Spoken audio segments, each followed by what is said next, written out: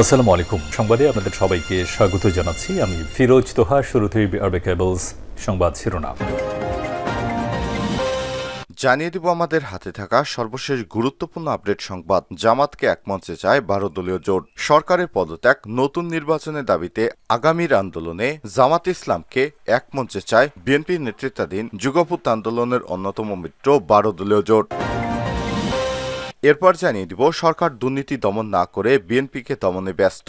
BNP চেয়ারপারসনের উপদেষ্টা ঢাকা মহানগর দক্ষিণের আহ্বায়ক আব্দুল সালাম বলেছেন, সারা দেশ দুর্নীতিতে ছেয়ে গেছে। বাজার সিন্ডিকেট করে সরকার দলীয় ব্যবসায়ীরা দ্রব্যমূল্যে আগুন ধরাচ্ছে। সরকারের এদিক দিয়ে কোনো নজর নেই, নজর শুধু বিএনপির দিকে। দ্রব্যমূল্য নিয়ন্ত্রণ এবং দুর্নীতি দমন না করে তারা বিএনপিকে দমনে ব্যস্ত।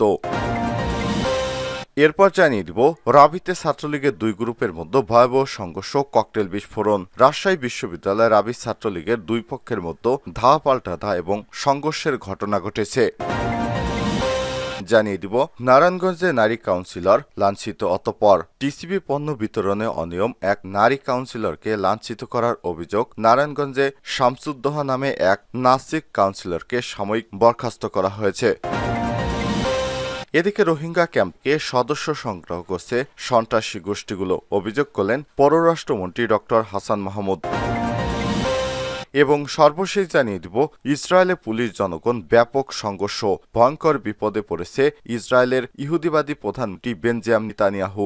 গাজায় হামাসের হাতে বন্দী জিম্মিদের অবিলম্বে মুক্তি এবং প্রধানমন্ত্রী বেনজামিন নেতানিয়াহু সরকারের পদত্যাগের দাবিতে ইসরায়েল জুড়ে বিক্ষোভ করছে হাজার হাজার মানুষ। এ সময় ইসরায়েলের প্রতিরক্ষা মন্ত্রণালয়ের প্রধান কার্যালয়ের সামনে ও অন্যান্য কয়েকটি শহরে পুলিশের সঙ্গে সরকার বিরোধী বিক্ষোভকারীদের ব্যাপক সংঘর্ষ হয়েছে। ফরাসি বার্তা এপির প্রতিবেদনে বলা হয়েছে, গাজায় আটক সব জিম্মিদের মুক্তির দাবিতে ইসরায়েলে কয়েকটি শহরে রাস্তায় নেমেছে বিক্ষোভকারীরা। হাজার হাজার ইসরায়েলিরা রাস্তায় নেমেছে। তারা প্রধানমন্ত্রী বেনজামিন নেতানিয়াহুর পদত্যাগ এবং আগাম নির্বাচনে দাবি করছেন। প্রিয় দর্শক, এতক্ষণ শুনছিলেন সংবাদ শিরোনাম, এবারে বিস্তারিত। তবে তার আগে অনুরোধ থাকবে, আপনি কোন স্থান থেকে আমাদের সংবাদটি দেখছেন কমেন্ট করে জানিয়ে দিন এই সংবাদ সম্পর্কে আপনার মূল্যবান মতামত। প্রিয় দর্শক, আপনি যদি আমাদের চ্যানেলে নতুন হয়ে থাকেন, ভিডিওটি দেখতে দেখতে চ্যানেলটি সাবস্ক্রাইব করে রাখুন, যাতে করে আমাদের লেটেস্ট আপডেট সংবাদগুলো সবার আগে আপনার কাছে পৌঁছে যায়। এবারে বিস্তারিত।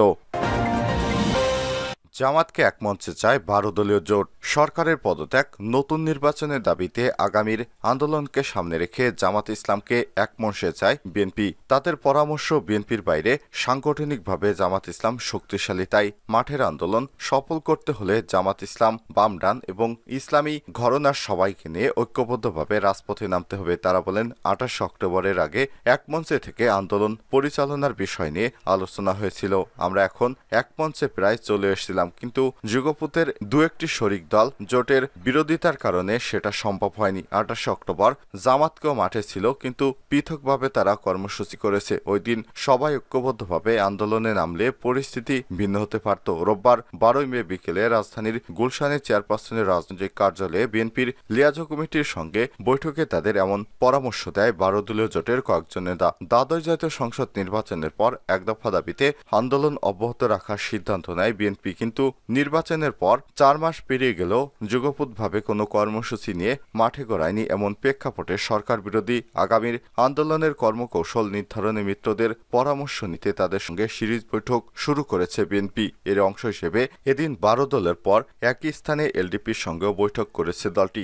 গত 7 জানুয়ারি দ্বাদশ জাতীয় সংসদ নির্বাচনের পর 12 এবং 13 জানুয়ারি যুগপতের শরিকদের সঙ্গে বিএনপির হাইকমান্ডের ভার্চুয়ালি সিরিজ বৈঠক হয়, যেটাকে তখন বিএনপি এবং শরিকদের পক্ষ থেকে সৌজন্য বৈঠক বলা হয়েছিল। সেখানে সরকারি নানামুখী চাপ ও প্রলোভন সত্ত্বেও নির্বাচনে না যাওয়া এবং যুগপৎ আন্দোলন অব্যাহত রাখায় বিএনপির পক্ষ থেকে মিত্রদের সাধুবাদ জানানো হয়। এরপর মিত্রদের সঙ্গে বিএনপির লিয়াজোঁ কমিটির একটি বৈঠক হয়, আর সেটি হচ্ছে এই বৈঠক। এটি হচ্ছে প্রথম আনুষ্ঠানিক বৈঠক। জানা গেছে, বৈঠকের শুরুতে বিএনপির পক্ষ থেকে দেশের বর্তমান অর্থনৈতিক, সামাজিক, রাজনৈতিক প্রেক্ষাপটে আন্দোলনের নতুন কি কর্মসূচি নেওয়া যায় সে ব্যাপারে 12 দলীয় নেতাদের কাছে পরামর্শ চাওয়া হয়েছে। তখন জোটের কয়েকজন নেতা নির্বাচন বর্জন করে যুগপৎ আন্দোলনের বাইরে থাকা সবাইকে নিয়ে ঈদুল আজহার পর ঐক্যবদ্ধভাবে মাঠে নামার পরামর্শ দিয়েছেন। এ সময় বিক্ষিপ্তভাবে দু একজন নেতা ঢাকায় এক মঞ্চে থেকে সমাবেশ এবং ঢাকার বাইরে সব মহানগরে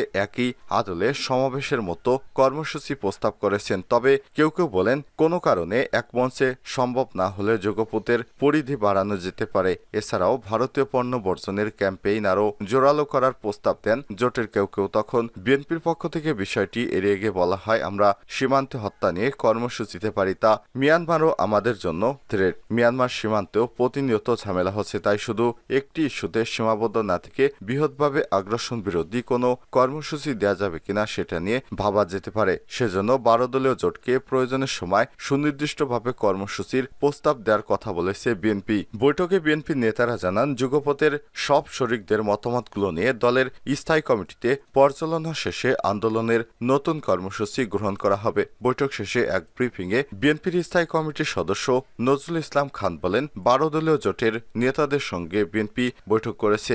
এটা আমাদের একটা স্বাভাবিক প্রতিক্রিয়ারই অংশ। আমরা মাঝে মাঝেই বসে আলোচনা করি। দেশে দ্রব্যমূল্যের ঊর্ধ্বগতি, বিদ্যুতের দাম বৃদ্ধি সহ নানা বিষয়ে মানুষের দুর্ভোগ, দেশের অর্থনীতির দুরবস্থা, দুর্নীতির অনাচার, সীমান্তে সংকট, সীমান্তে মানুষকে হত্যা, সীমান্তে অনুপ্রবেশ সহ নানা বিষয় নিয়ে আমরা আলোচনা করছি। 12 দলীয় জোটের প্রধান এবং জাতীয় পার্টির কাজী জাফর চেয়ারম্যান মোস্তফা জামাল হায়দার কালবেলাকে বলেন, আগামীতে আন্দোলন কিভাবে গড়ে তোলা যায় তা নিয়ে বৈঠক আলোচনা হয়েছে। বিএনপির পক্ষ থেকে আমাদের কাছে কি ধরনের কর্মসূচি নেওয়া যায় তা জানতে চাওয়া হয়েছে। আমরা সপ্তাহখানেকের মধ্যে এই কর্মসূচি গ্রহণ করব। জোটের মুখপাত্র বাংলাদেশ এলডিপির মহাসচিব সাদাত হোসেন সেলিম বলেছেন, দেশের বর্তমান অবস্থা ভালো নয়। মানুষ এ অবস্থার পরিবর্তন চায়। এ অবস্থার যুগপৎ আন্দোলনকে নতুন করে পুনরুজ্জীবিত করতে হবে। কিভাবে সেটা করা যায় তা নিয়ে আলোচনা করা হচ্ছে। এ সময় তিনি আরো বলেন, খুব শিগগিরই 12 দলীয় জোটের পক্ষ থেকে আন্দোলনের কর্মসূচি প্রস্তাব দেওয়া হবে। এ নিয়ে আবারও বৈঠক হতে পারে। এরপর আমরা যুগপথের অভিন্ন কর্মসূচি নিয়ে মাঠে নামব। সরকার দুর্নীতি দমন না করে বিএনপিকে দমনে ব্যস্ত। বিএনপির চেয়ারপারসনের উপদেষ্টা ঢাকা মহানগর দক্ষিণের আহ্বায়ক আব্দুস সালাম বলেছেন, সারা দেশের দুর্নীতিতে ছেয়ে গেছে। বাজার সিন্ডিকেট করে সরকার দলীয় ব্যবসায়ীরা দ্রব্যমূল্যে আগুন ধরাচ্ছে। বাজারের এদিকে কোনো নজর নেই, নজর শুধু বিএনপি দিকে। দ্রব্যমূল্য নিয়ন্ত্রণ এবং দুর্নীতি দমন না করে তারা এখন ব্যস্ত বিএনপিকে দমনে। রোববার 12 মে ঢাকা মহানগর দক্ষিণ বিএনপির সদস্য সাবেক কমিশনার কারাবন্দী মকবুল ইসলাম খান টিপু গ্যান্ডারিয়া থানা বিএনপি নেতাকর্মী কারাবন্দী নেতা মোহাম্মদ সালে ৪৫ নং ওয়ার্ড বিএনপির সাংগঠনিক সম্পাদক কারাবন্দী রফিকুল ইসলাম ময়নার পরিবারের সদস্যদের সান্ত্বনা দিতে তাদের বাসায় গিয়ে তিনি এসব কথা বলেছেন। এরপর আব্দুস সালাম বলেন, বিএনপি একটি সমাবেশ ডাকলে আওয়ামী লীগের সাধারণ সম্পাদক ওবায়দুল কাদেরের মাথা খারাপ হয়ে যায়, অথচ ব্যাংক লুট হয়ে যাচ্ছে, শেয়ার বাজার লুট হয়ে যাচ্ছে, বাজার থেকে হাজার হাজার কোটি টাকা বিদেশে পাচার করা হচ্ছে, এতে তাদের কোনো মাথা ব্যথা নেই। এ সময় উপস্থিত ছিলেন ঢাকা মহানগর দক্ষিণ বিএনপির যুগ্ম আহ্বায়ক আব্দুস সাত্তার, ওয়ারী থানা বিএনপির সাবেক সভাপতি এবং সাবেক কমিশনার হাজী লিয়াকত আলী, গ্যান্ডারিয়া থানা বিএনপির সাবেক সাধারণ সম্পাদক আব্দুল কাদের, সাবেক সাংগঠনিক সম্পাদক ঢালী মামুনুর রশিদ অপু, ৪০ নং ওয়ার্ড বিএনপির সভাপতি হাজী মোহাম্মদ মাহবুবুর রহমান, ৪৫ নং ওয়ার্ড এর সভাপতি আব্দুল হাকিম, সাধারণ সম্পাদক আশরাফুল ইসলাম মোল্লা সহ বিভিন্ন পর্যায়ের নেতারা উপস্থিত ছিলেন। রাবিতে ছাত্রলীগের দুই পক্ষের মধ্যে ভয়াবহ সংঘর্ষ, ককটেল বিস্ফোরণ। রাজশাহী বিশ্ববিদ্যালয়ে রাবি ছাত্রলীগের দুই পক্ষের মধ্যে ধাওয়া পাল্টা ধাওয়া এবং সংঘর্ষের ঘটনা ঘটেছে। শনিবার 11 মে রাত 11টার দিকে বিশ্ববিদ্যালয়ের হোসেন শহীদ সোহরাওয়ার্দী হলে গেস্ট রুমে বসাকে কেন্দ্র করে এই সংঘর্ষের সূত্রপাত হয়। এর মধ্যরাত পর্যন্ত চলে দুই পক্ষের সংঘর্ষ চলাকালে কাচের বোতল, ইটপাটকেল নিক্ষেপ এবং 7টি ককটেল বিস্ফোরণ করা হয়। এই ঘটনায় 3 জন আহত হয়েছেন বলে জানা গেছে। বিশ্ববিদ্যালয় শাখা ছাত্রলীগের সভাপতি মুস্তাফিজুর রহমান বাবু, সাধারণ সম্পাদক আসাদুল্লাহ হিল গালিবের অনুসারীদের সঙ্গে ছাত্রলীগের যুগ্ম সাধারণ সম্পাদক এবং হোসেন শহীদ সোহরাওয়ার্দী হল শাখা ছাত্রলীগের সভাপতি নিয়াজ মোর্শেদের সমর্থকদের মধ্যে এই সংঘর্ষের ঘটনা ঘটে। প্রত্যক্ষদর্শী এবং ক্যাম্প সূত্র থেকে জানা গেছে, শনিবার রাত 11টায় রাবির হোসেন শহীদ সোহরাওয়ার্দী হলের গেস্ট রুমে রাজনৈতিক আলোচনা করার জন্য আসেন শাখা ছাত্রলীগের সহ সভাপতি আতিকুল ইসলাম আতিক। এ সময় তাদের বিশ্ববিদ্যালয়ের শাখা ছাত্রলীগের যুগ্ম সাধারণ সম্পাদক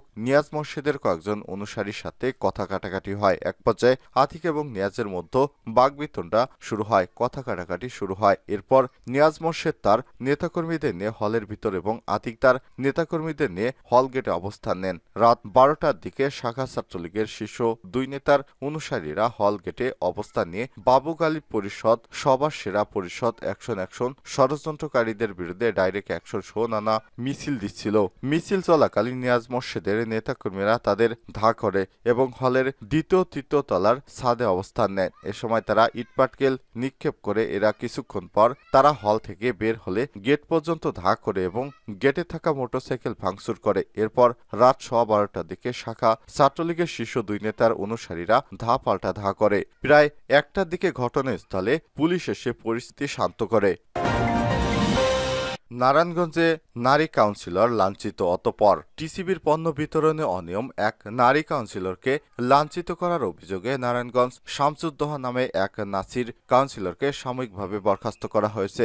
রোববার 12 মে দুপুরে নারায়ণগঞ্জ সিটি কর্পোরেশনের প্রধান নির্বাহী কর্মকর্তা মোহাম্মদ জাকির হোসেন এসব তথ্য নিশ্চিত করেছেন। টিসিবির পণ্য বিতরণে দুর্নীতি এবং তাতে বাধা দিলে এক সংরক্ষিত নারী কাউন্সিলরকে শারীরিকভাবে আঘাত করার অভিযোগে প্রাথমিক তদন্তের পর তার বিরুদ্ধে এই ব্যবস্থা নেওয়া হয়েছে স্থানীয় সরকার মন্ত্রণালয় থেকে। জাকির হোসেন বলেন, টিসিবির পণ্য বিতরণে অনিয়ম, দুর্নীতি এবং স্বজনপ্রীতির অভিযোগে ওঠা নারায়ণগঞ্জ সিটি কর্পোরেশনের 26 নম্বর ওয়ার্ড কাউন্সিলর মোহাম্মদ শামসুদ্দোহার বিরুদ্ধে এতে প্রতিবাদ জানালে 25, 26 ও 27 নম্বর ওয়ার্ডের সংরক্ষিত নারী কাউন্সিলর সানিয়া আক্তারকে শারীরিকভাবে লাঞ্ছিত করা হয়। এই অভিযোগে প্রাথমিক তদন্তের পর মন্ত্রণালয় অভিযুক্ত কাউন্সিলরকে সাময়িকভাবে বরখাস্তের সিদ্ধান্ত নেয়। এ সংক্রান্ত চিঠি আমরা পেয়েছি এবং বরখাস্তের বিষয়ে অভিযুক্ত কাউন্সিলরকে সিটি কর্পোরেশনের পক্ষ থেকে জানানো হয়েছে।